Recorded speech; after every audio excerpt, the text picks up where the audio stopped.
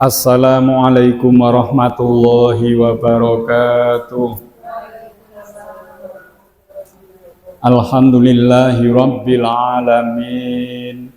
Wassalatu wassalamu ala ashrafil anbiya wal mursalin sayyidina wa habibina wa syafi'ina wa qurrati a'yunina wa maulana Muhammadin wa ala alihi wa sahbihi ajma'in. Rabbi shrah li sadri wa yassir li amri wahlul 'uqdatam min lisani yafqahu qawli bi rahmatika ya arhamar rahimin wala haula wala quwwata illa billahil aliyyil azim. Amma ba'du. Bismillahirrahmanirrahim. Raditu billahi rabba wa bil islami dina wa bi Muhammadin nabiyya wa rasula. Rabbi zidni ilman nafi'a warzuqni fahma waj'alni minat tawwabina waj'alni minal mutatahhirin waj'alni min ibadikas sholihin. Amin ya rabbal alamin.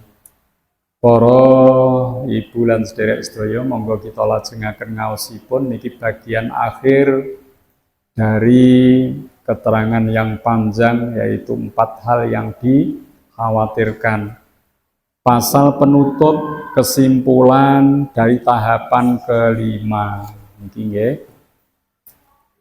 Kesimpulan dari semua ini adalah hendaknya kau selalu mengingat keluasan rahmat Allah Subhanahu wa Ta'ala yang telah mengalahkan murkanya dan luasnya meliputi segala sesuatu.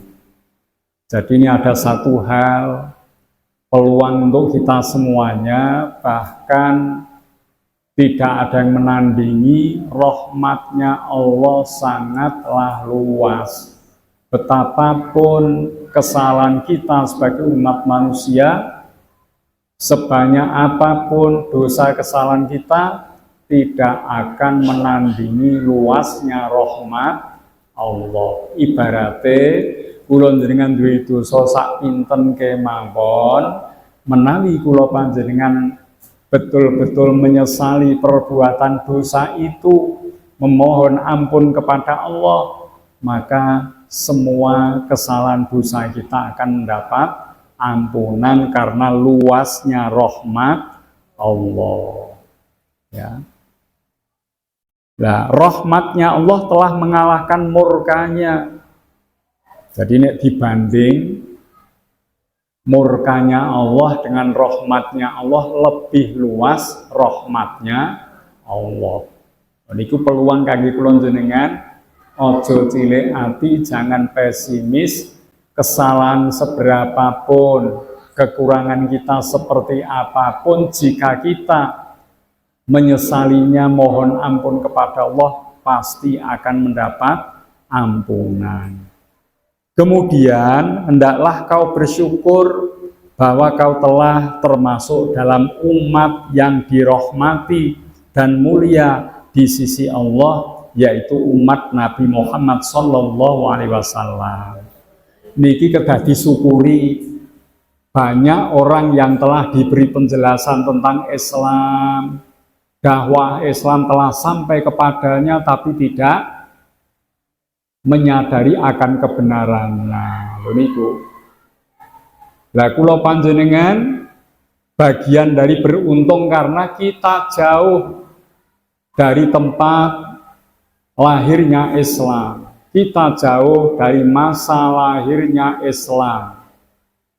Ya, tapi kula panjenengan tasih pinaringan saged nampi syariat Islam.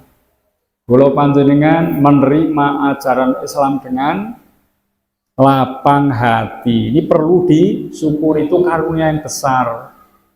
Kantun tugasipun kula panjenengan napa? Menyempurnakan keislaman kita. Kalau selama ini kula panjenengan ibadah baru tingkat zahir, mari kita bawa ke dalam batin. Kalau selama ini kita masih sedikit amal-amal ibadah kita, mari kita tingkatkan menjadi banyak amal ibadah kita.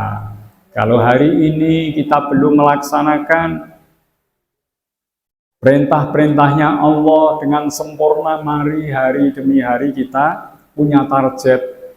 Hari ini harus melakukan apa yang belum kita lakukan. Besok hari kita berencana untuk melakukan apa yang belum kita lakukan. Demikian pula larangan.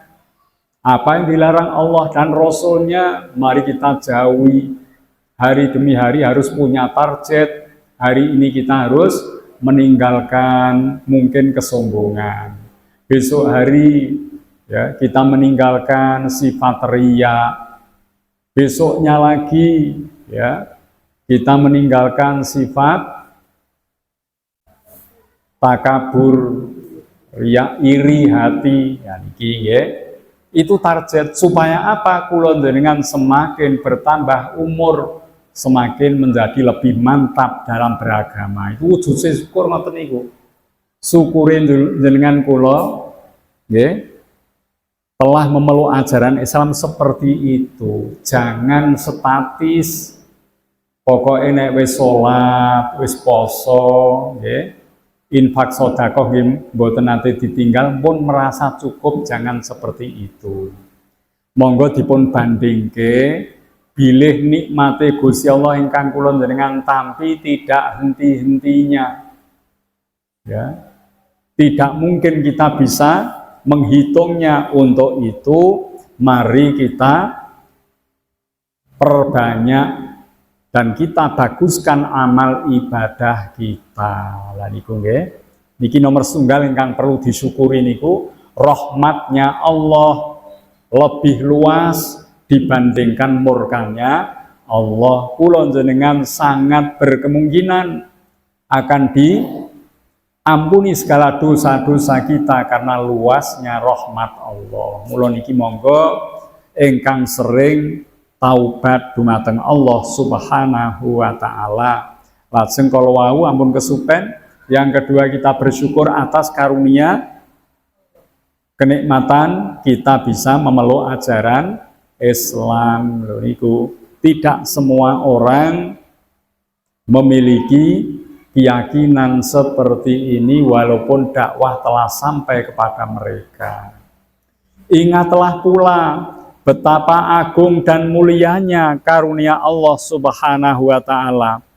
Betapa sempurnanya sifat kedermawanannya yang tak berpemulaan dan berpenghabisan. Niki Allah memberi karunia kenikmatannya kepada makhluknya tak henti-hentinya. Setiap dinten, setiap dalu Gusti Allah mengatur makhluknya, tidak istirahat, tidak tidur, tidak capek, semua telah diberikan karunia kenikmatan. Niki sing nyetel ambekane kula jenengan iki kan mboten awake dhewe. Kula jenengan dahar, kula jenengan sari, kula jenengan aktivitas apapun, nafas keluar masuk telah diatur Allah. Jantung berdetak diatur Allah, darah mengalir di sekujur tubuh, jaringan tubuh otot kita diatur Allah, dan segenap daya kekuatan kita telah diberikan oleh Allah. Niku mboten namung kula jenengan tok, wong sak donya. Bahkan Allah juga yang mengatur benda-benda di langit, yang mengatur tumbuhan, yang mengatur segala makhluk, ya, hewan yang lainnya. Itu merupakan suatu karunia Allah yang besar. Ya. Dia Allah Subhanahu wa taala telah menjadikan Bismillahirrahmanirrahim dengan nama Allah yang Maha Pengasih lagi Maha Penyayang sebagai awal kitabnya.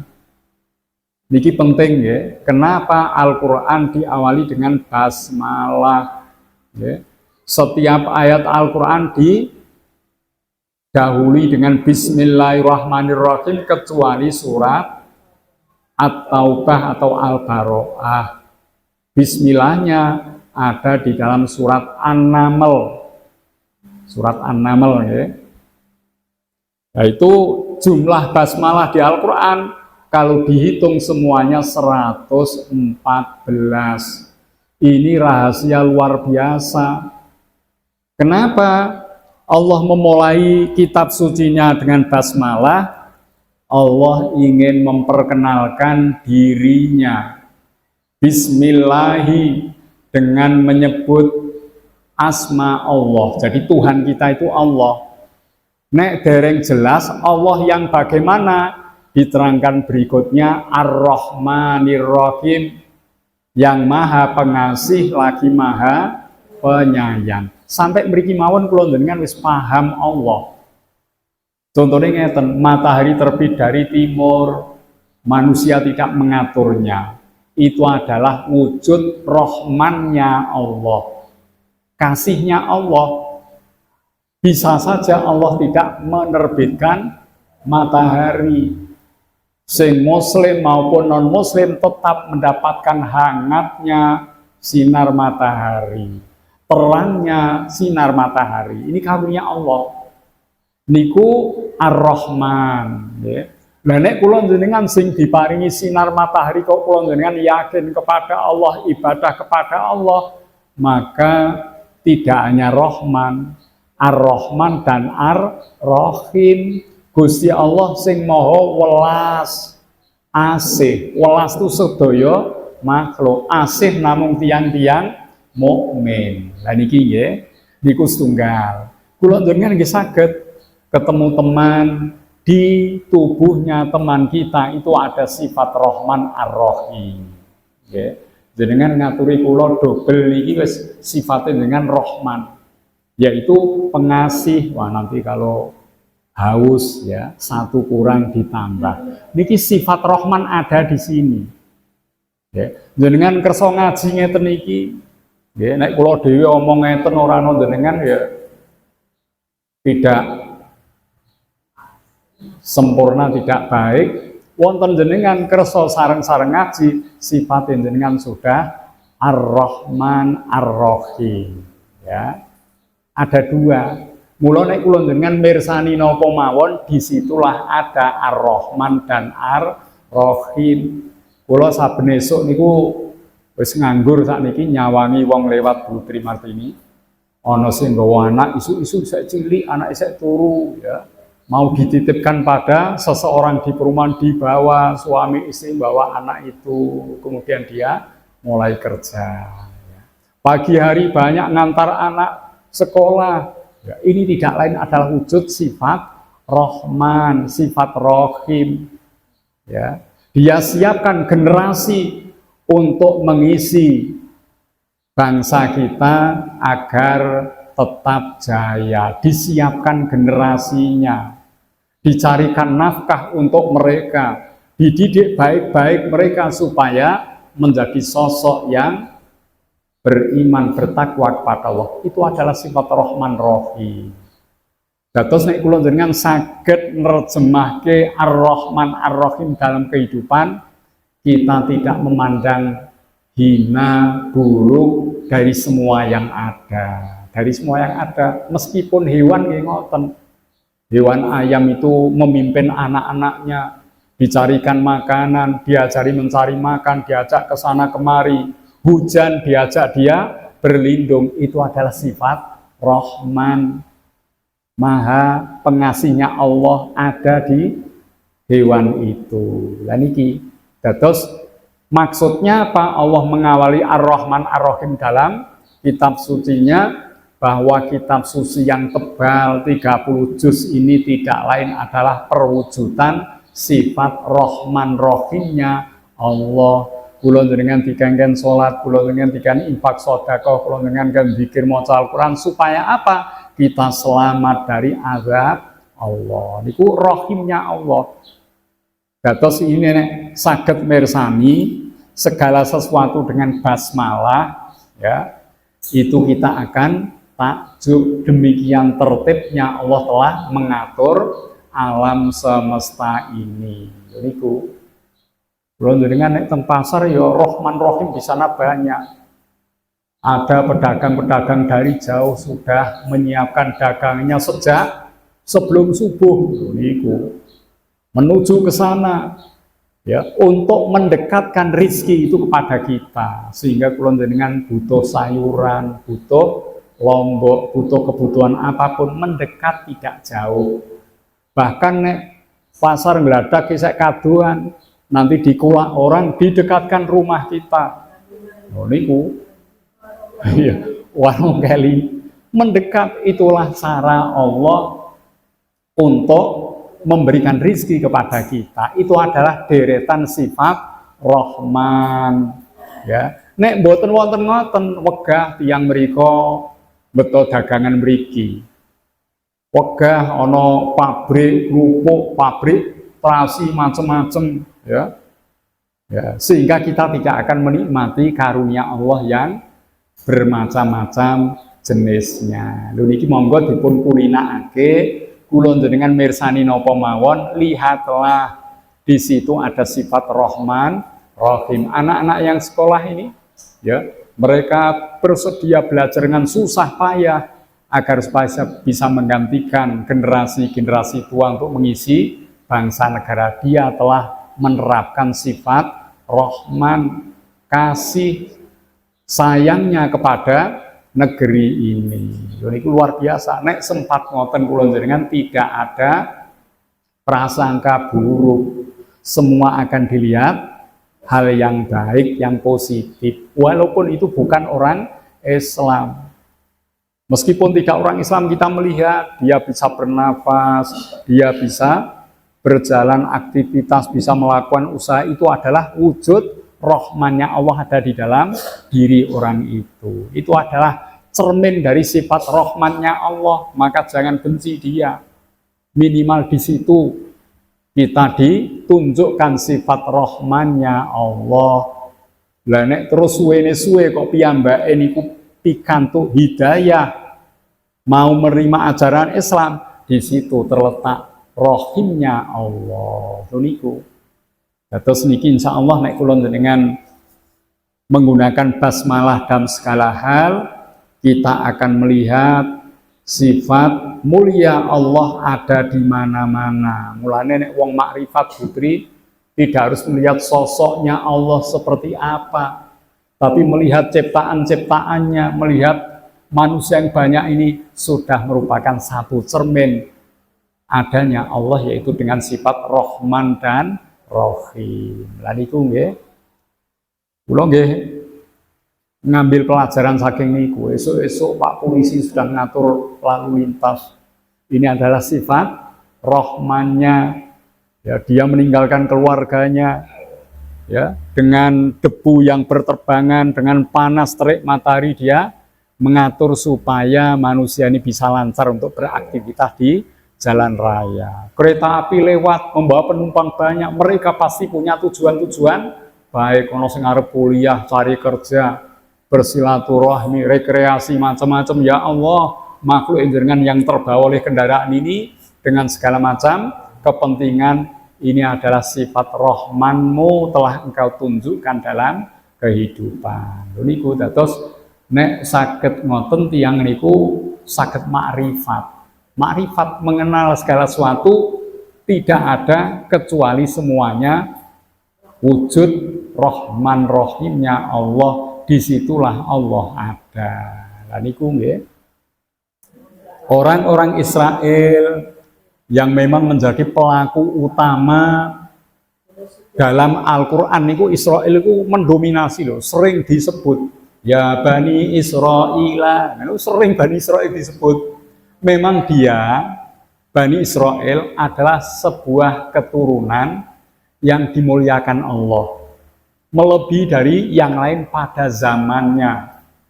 Hebat keturunan itu, keturunannya Nabi Yakub alaihi salam.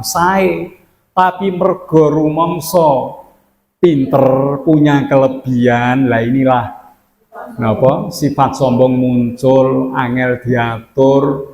Pada zaman Nabi Musa disuruh menunggu di lembah sana, Nabi Musa akan mendapat wahyu di Gunung Sinai. Tunggu kan di sana didampingi oleh Nabi Harun. Ternyata mboten dangu niku napa? Nyembah anak sapi. Lho niku nuwakale rak karuan niku.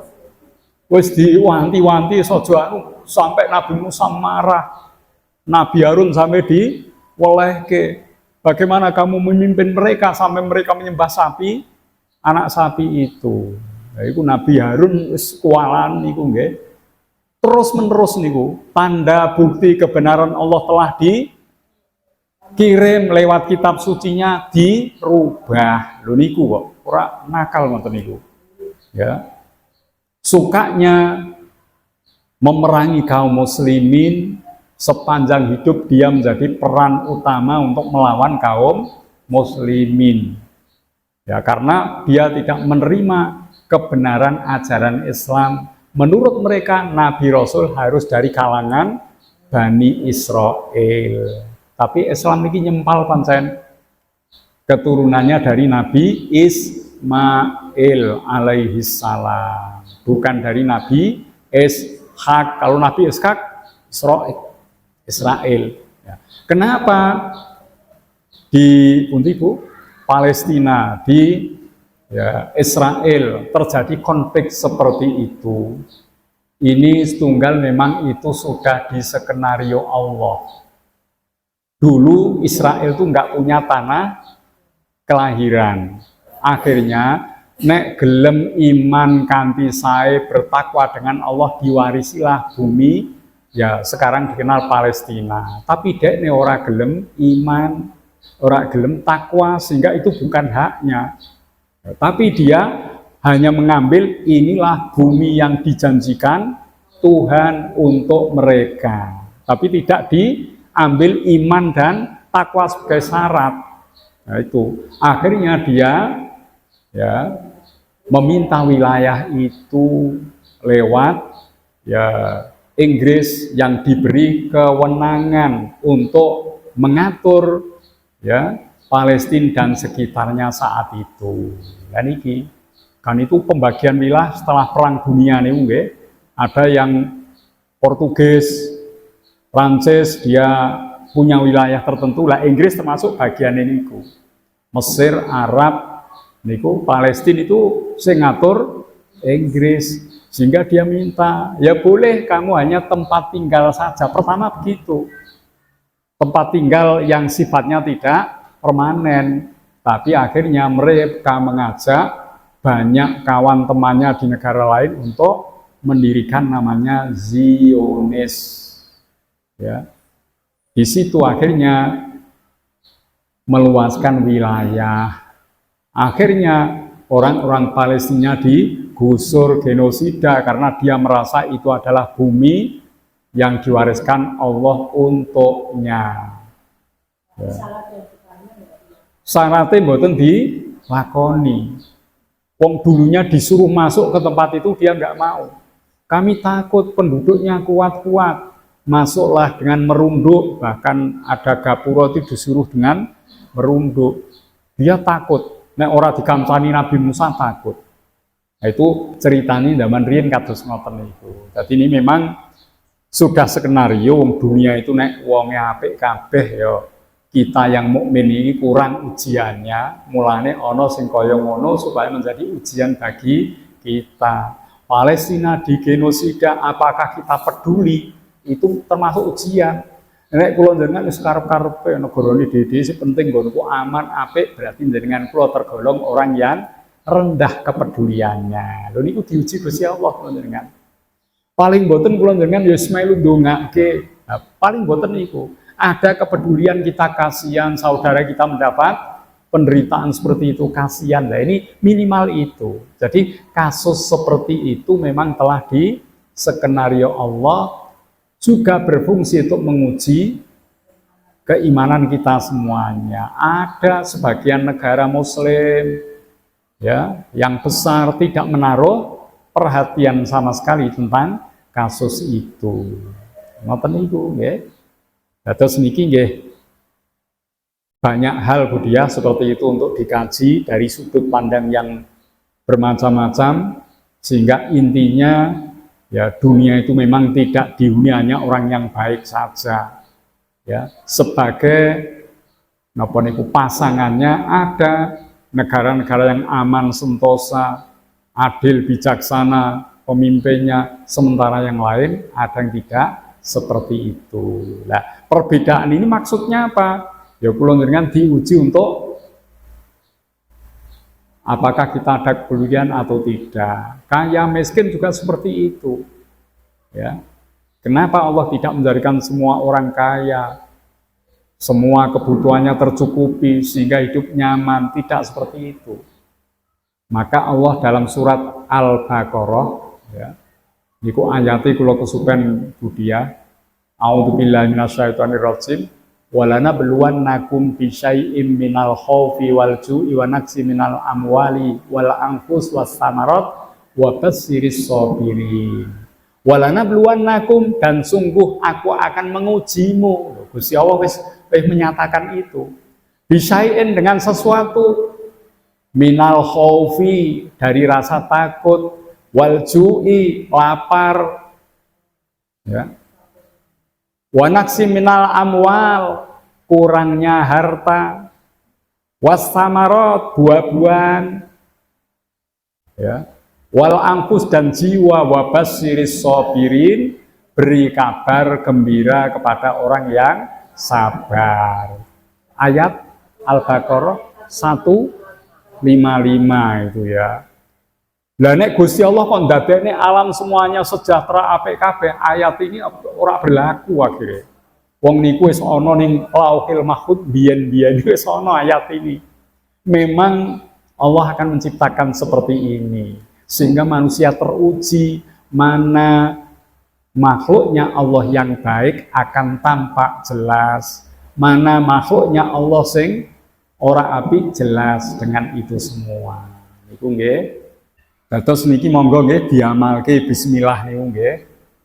Diamalke napa mawon ingkang kula panjenengan temui, hadapi, cobalah kita gunakan basmalah untuk menerjemah semuanya itu. Sehingga tidak ada rasa kebencian, ya. Sampai hewan sekalipun bismillah kita bawa ke sana. Hewan-hewan itu adalah wujud sifat Rahmannya Allah. Lho niku nggih. Kados pun cekap nggih iki meh asar kula wonten tanggungan teng masjid. Menawi wonten kirang nyuwun pangapunten. Wallahul muwaffiq ila aqwamit thoriq. Wassalamualaikum warahmatullahi wabarakatuh.